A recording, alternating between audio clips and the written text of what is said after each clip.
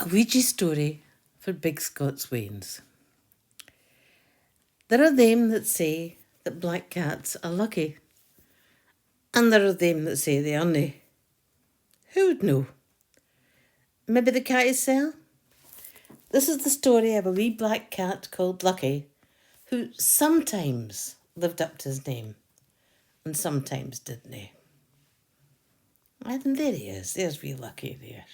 He's very braw, isn't he? The start. Aye. I will start at the beginning because there's always has to be a start somewhere. And most years I've found that starting at the start makes more sense than starting in the middle. Otherwise it ends up to be just like talking to your granny. You know what I mean?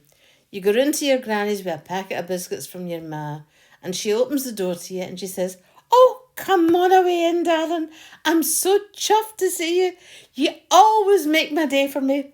I was just thinking about you the other day." Now, where was I? Where was I when you came into my mind? Could have been when I was at the supermarket on Wednesday. No, hold on a minute. I think I went to Morrison's on Tuesday, or was it Wednesday? I'll just have to stop for a minute and collect my thoughts. Got it. Wait a minute. You know that wee pal of yours with the ginger hair and the plooks? Aye, that's him. Gareth, that's him. Garth. Where does he work again? Oh, aye, that's right. He's on the checkout in the Aldi. Mind you, their looks must put a load of folk off. But having said that, he's a real nice lad despite all their tattoos as well. I wonder what his mammy thinks of all their tattoos. Anyway, that means it was Thursday, because I always go to the Aldi on a Thursday to see what they've got up their middle aisles, because I do like a bargain, as you know, and Thursday is when they bring the new stuff in. What was I telling you again? Do you fancy a wee cup of tea, Granny? God, that's a great idea, son. I could just go a nice wee cup of tea. Will you just pop the kettle on while I go to the lavvy? Now, where was it I put the biscuits? They're in your horn, Granny. Oh, no, these cheap digestive things that your mammy sent me. I gave them to the dog. No, I bought wee fancy German ones for the Aldi the other day. I'll just go and have a wee shufty for them while I consecrate these ones to the dog's cupboard. And so it goes on and on and on. Feels like about 3 hours before she gets round to telling you that, you know, that shop was just for a cake. I mean, normally you get some marvellous things, but it was all chainsaws and bed covers and men's knickers. But luckily, I eventually saved the day and got myself a nice wee bottle of single malt whisky for only £16. For my daily medicinal, you understand. Thing is, you already know she got a nice wee bottle of single malt because she gets at least one every week. Plus, she never gets to Lavvy because she has the bladder of an ox.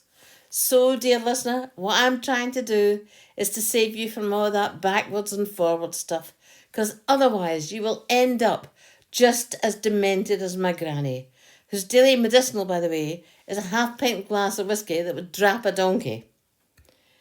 And it was me that made the tea. And it was her that ate all the German biscuits. And it was me that got the digestives for the dog. Nae hardship to the dog, because he's been dead for 4 years now. But nobody has the heart to remind her. The story starts. Sploosh. Crash. Splatter. Tinkle. Tinkle. Tinkle. Silence.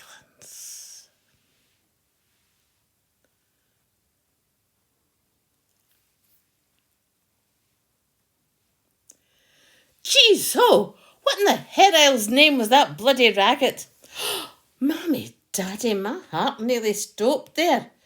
Oh, for crying out loud, what has the Bampot done now? There was a strange and slightly ominous wee moment of quiet, and then a wee toty, tiny wee voice kind of whispered, I was just wondering what exactly would happen if I just gave it a wee shove. Well, no a shove. More like a wee push. No, that's not right. A gentle tap. That's it. Just a gentle, soft wee tap.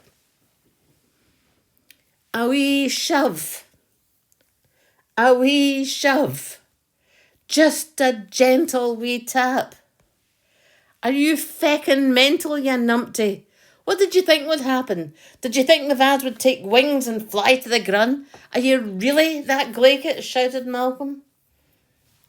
Aye, the only thing that's softer in here is your head, you bloody nutter, chimed in Wallace. Malcolm was the oldest cat in the house, and as he had been born 2 minutes before his brother Wallace, that naturally made him the boss of all the animals in the house. Mind you, the same supreme boss of the house, or any house for that matter, as everyone in Scotland knows, is the mammy. The mammy of this house at that minute was out at the school to get her wains, and was taking them to the University Cafe in Byres Road for a wee treat. After that, they were heading up the Byres Road to go to the Grosvenor Cinema to see the pictures. They would get back home around 8 in time to get Archie and Matilda to bed, just before Mammy's man, also known as the daddy, came home for the back shift. In the meantime, there was the problem of Lucky and his experiments. Wallace continued. Malcolm's right. You are a total bamstick, Lucky. Mammy is going to go mental when she gets in and sees what you've done. You're going to get us all killed, squeaked a wee narky voice. Wallace always agreed with his big brother Malcolm. After all, they were special Tonkinese cats that Mammy had spent a fortune on getting from a woman called Breda. I'll tell you something for nothing, you mental case. Our Mammy is going to wish she'd never adopted you, squeaked Moriarty, Ratty for short, from a ball of sawdust in the corner of his cage. You just shut it, you wee poker vermin, growled Lucky. Hold on there, just hold your wisht. What kind of low remark is that to make, mister? Just who do you think you are? Stepped in Malcolm. But he is a vermin, Lucky insisted. And how do you work that out? Malcolm was beginning to lose his patience. I was down at the Kelvin Bridge yesterday, and I spotted these two wee old wifeys hanging out on the side of the bridge. They were pointing down at something under the bridge and getting themselves in a right state. I strolled up to have a wee look, at what was causing all the aggravation, and what I saw down there under the bridges was a huge stack of rats who were every one of them, the spitterati, except they were black and he's kind of brown. One of the wee women turned to her pal and said, just look at all the rats running around down there. They vermin really gie me the boke. Her wee pal shook her fluffy wee white head and agreed. Aye, I know what you mean. They rats just gie me the willies. Wallace listened to this aghast. But as he always tried to be the voice of reason, he thought he should point something out to Lucky. Mammy bought Ratty as a pet for the wee boy Wayne Archie. Now, just think about it. Would she really have bought her precious Wayne a vermin? Aye, that's right, came a familiar squeak. At least I was bought for Wilson's Tropical Pets halfway down Robertson Street. What about you, Lucky? Did Mammy buy you? No, that's right. You just wandered in one day and never left. You are what is cried a street. Okay. That's more than enough of the name calling round here. Now, what are we going to do about all this mess? Malcolm was starting to get annoyed.